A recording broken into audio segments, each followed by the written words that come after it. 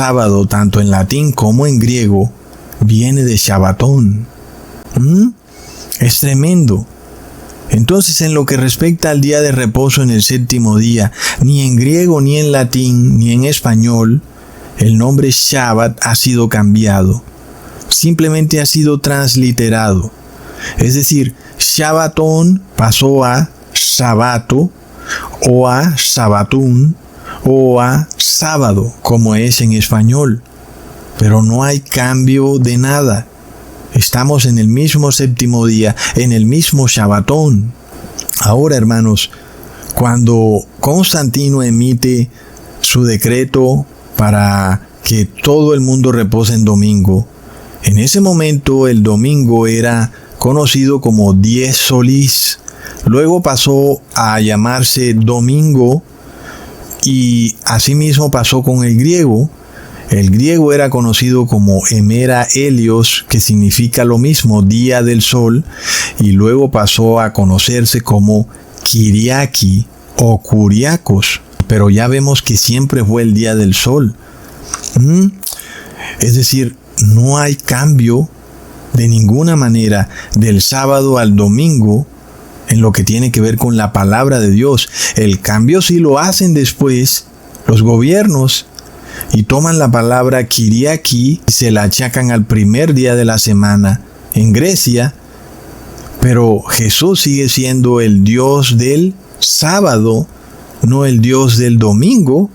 Leamos en Mateo capítulo 12, versículo 8, porque el Hijo del Hombre es Señor del día sábado o día de reposo. ¿Lo vemos, hermanos? Ahora vamos a probar que la palabra Kyriaki o Kuriakos no significa reposo, y ese es un punto crucial.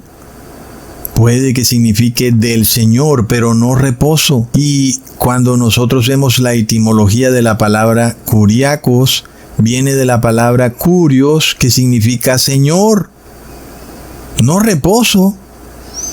Y eso derrumba por completo el concepto de que el domingo ha sido establecido como el día del Señor. No. El día del Señor es el día de reposo, que es el sábado, porque sábado significa reposo. Entonces, miremos a este youtuber que es un sacerdote católico vestido de laico, debatiendo con un pastor adventista, que para él el domingo ahora es el día de reposo, que porque en la Biblia se dice que Jesús resucitó el primer día de la semana. Leamos en Mateo capítulo 28, versículo 1. Pasado el día de reposo, al amanecer del primer día de la semana, vinieron María Magdalena y la otra María a ver el sepulcro. Miremos entonces cómo este youtuber se enfrasca en un error de traducción. Es de locos la ignorancia que hay hoy en día en el mundo, porque tampoco puede el pastor adventista explicarle a este sacerdote la verdad. Él no puede revelarle que la frase primer día de la semana no está correctamente traducida, porque la palabra día es ajena al versículo. Y es un punto crucial, ¿ok? Si nosotros fuéramos a leer este versículo en griego koiné, tendríamos que leerlo como pasado el Shabbatón, al amanecer del primer Shabbatón, ¿ok? Vinieron entonces María Magdalena y la otra María a ver el sepulcro. Entonces, miremos esto, que de ninguna manera se habla de día, sino que se habla de primer Shabbatón. Y esta es la traducción correcta, como ya vimos en el video pasado. Ahora, la palabra Shabbatón significa al mismo tiempo día de reposo o fiesta judía. Entonces, nosotros nos basamos en el contexto para saber a cuál de las dos se refiere. Y la frase día de Shabbatón obviamente nos hace referencia al día de reposo semanal.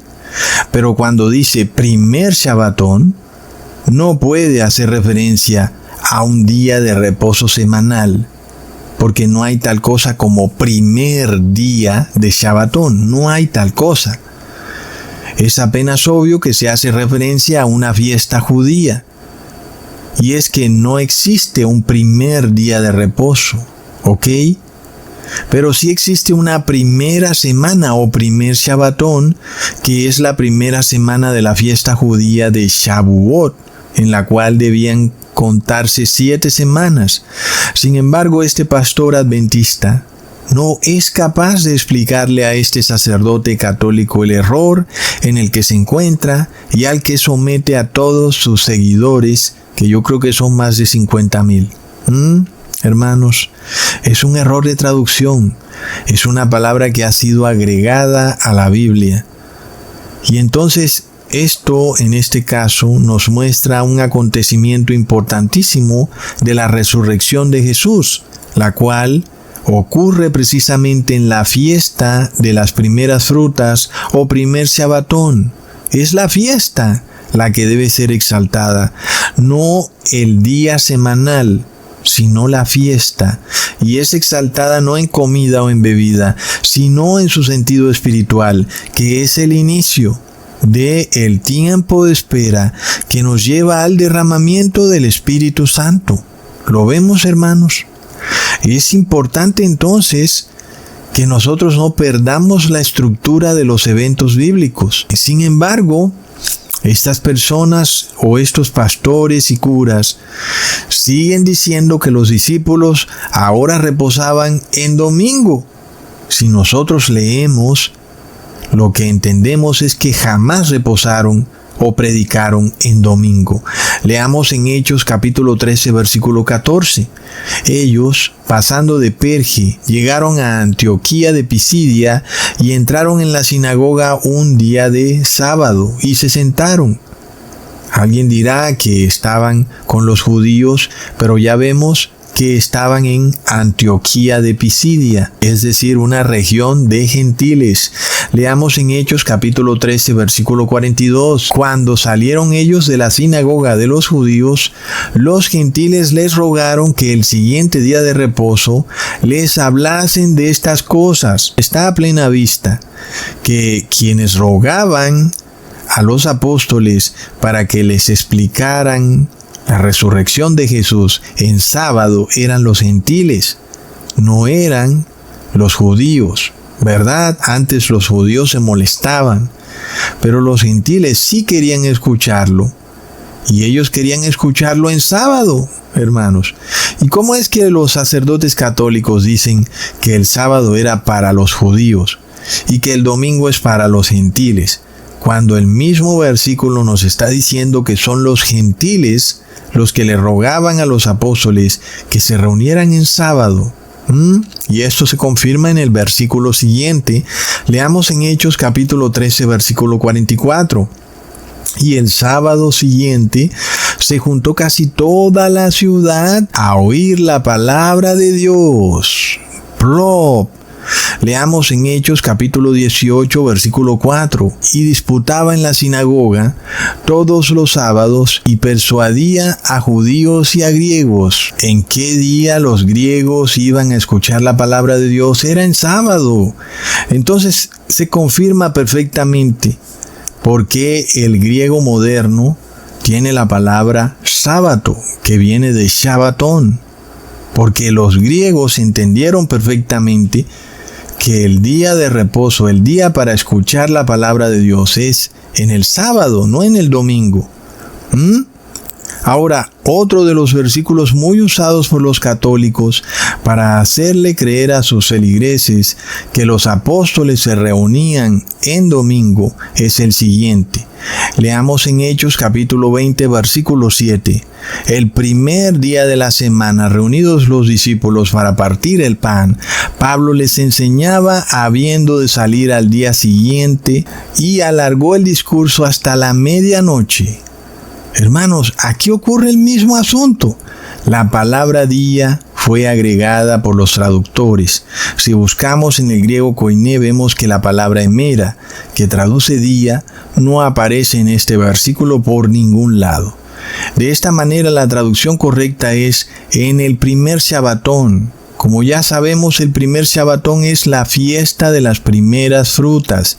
Es decir, que los apóstoles seguían la ruta que ya había quedado definida, que es la ruta a la promesa de Dios, en donde el tiempo de espera para el derramamiento del Espíritu Santo iniciaba con la fiesta de las primeras frutas y terminaba con la fiesta de Pentecostés. Miremos cómo toda la cristiandad está engañada y nosotros tenemos una revelación especial. Y eso también es prueba de que la unción del Espíritu de Jesús ha empezado a caer sobre nosotros, lo cual también quiere decir que somos parte de los 144,000.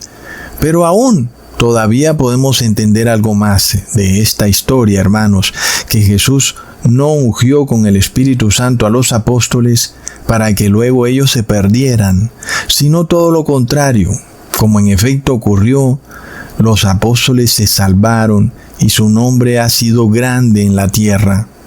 Y eso es prueba de que no se perdieron. Recordemos que Jesús les entrega a los apóstoles una primera unción, que Él la entrega en persona. Y esa primera unción es la lluvia temprana. Leamos en Juan capítulo 20, versículo 21 al 22. Entonces Jesús les dijo otra vez: paz a vosotros. Como me envió el Padre, así también yo os envío. Y habiendo dicho esto, sopló y les dijo: recibid el Espíritu Santo. Y esta unción ocurre en la segunda semana de la fiesta de Shavuot. Asimismo nosotros debemos recibir esta unción, esta lluvia temprana. Y el Pentecostés es entonces esa lluvia tardía. Miremos, hermanos, cómo se están dando las cosas de rápido. Es algo de locos. Miremos lo que ha ocurrido esta semana con Donald Trump, quien ha celebrado un festín en su mansión de Mar-a-Lago con la oligarquía católica, con la oligarquía ortodoxa y la oligarquía evangélica.